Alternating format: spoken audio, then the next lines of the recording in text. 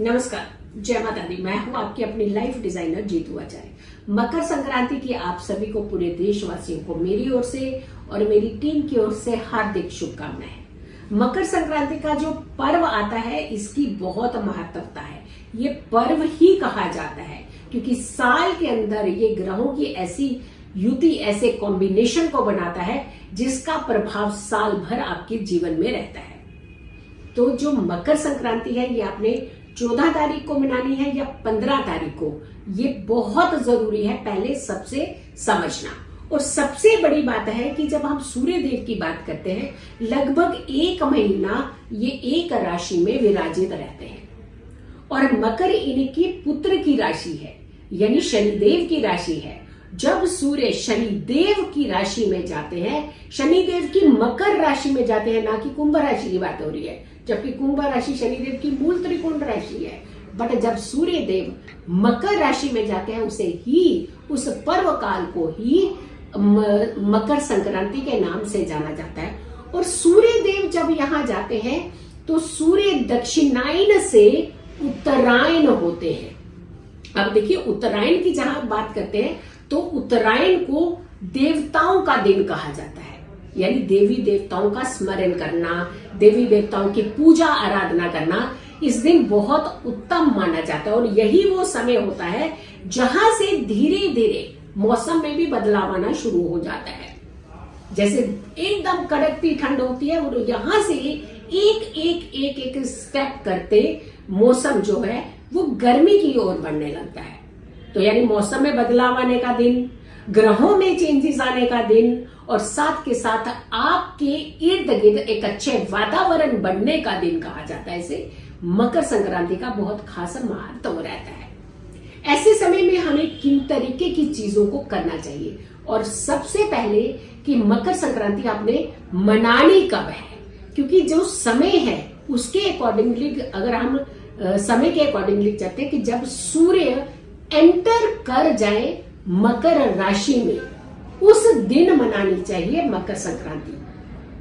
अब ज्यादातर ये 14 तारीख को ही मनाई जाती थी, लेकिन इस बार सूर्य जो है 14 तारीख की रात्रि पूरी होने के बाद, जो उसकी मिड नाइट बन जाती है, मध्य रात्रि, उसके बाद सूर्य जो है वो इस राशि में प्रवेश कर रहे हैं। वहां आपकी 15 तारीख शुरू हो जाती है, क्योंकि रात को जब 24 बजते हैं पूरे, मध्य रात्रि के 12 जिसे हम कहते हैं, वो पूरे होने के बाद वहां से तो दूसरे दिन की शुरुआत हो जाती है।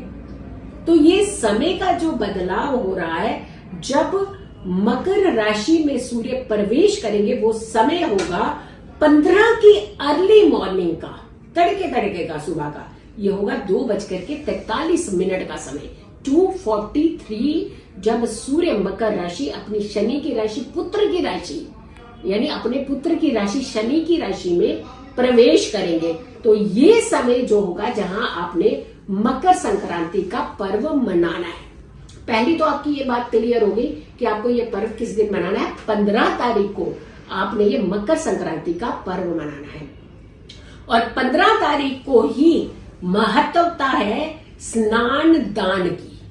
15 तारीख की महत्वता है सूर्य की आराधना करने का दिन। 15 तारीख का महत्व है शनिदेव की आराधना करने का दिन। वैसे तो साल भर कहते हैं कि सूर्य देव जब तक रहते हैं तब तक शनि पूजा नहीं की जाती, जबकि है रिश्ते में पिता पुत्र, लेकिन जब तक सूर्य रहते हैं तब तक शनि की पूजा नहीं करते, और जब शनिदेव की पूजा करते हैं तो उस समय सूर्य की पूजा नहीं होती। यानी सूर्य अस्त के बाद शनिदेव की पूजा की जाती है, और सूर्य जब तक रहते हैं तब तक सूर्य की पूजा की जाती है। लेकिन यहाँ मकर संक्रांति, जब साल में ऐसा दिन क्या, ऐसा पूरा महीना ऐसा होता है जब आप सूर्य और शनिदेव की पूजा एक साथ भी कर सकते हैं।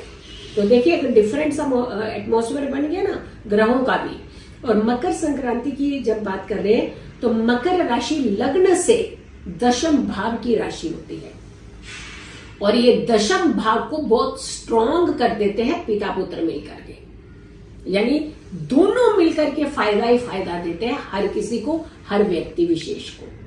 दशम भाव हमारा कर्म भाव है, काम, बिजनेस।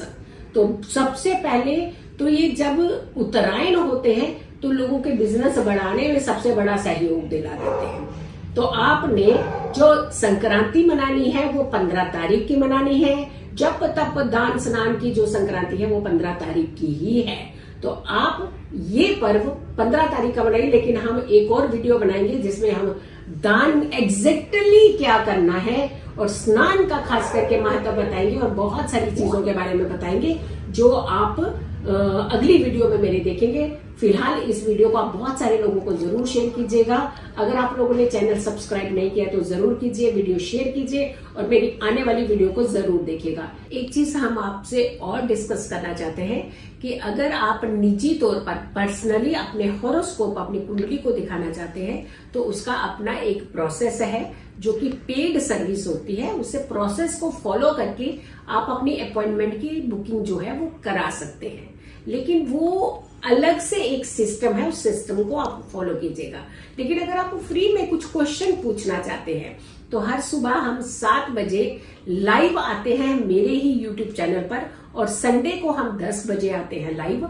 तब आप अपने प्रश्न डाल सकते हैं और अपने प्रश्नों के आंसर जो है वो जान सकते हैं। लेकिन पर्सनली अगर आपको कंसल्टेंसी चाहिए तो वो पेड सर्विस होती है। तो ऐसे में आप मेरे चैनल को सब्सक्राइब भी कीजिए, शेयर भी कीजिएगा और मेरे साथ हर दिन जुड़िएगा भी और मेरी सारी वीडियो को दूसरे लोगों तक भी जरूर पहुंचाइएगा। खुश रहिए, स्वस्थ रहिए, पॉजिटिव रहिए। पॉजिटिव रहते हैं तो हर समस्या से हम दूर रहते हैं। जल्दी हाजिर होंगी अपनी एक और नई वीडियो के साथ। तब तक के लिए नमस्कार, जय माता दी।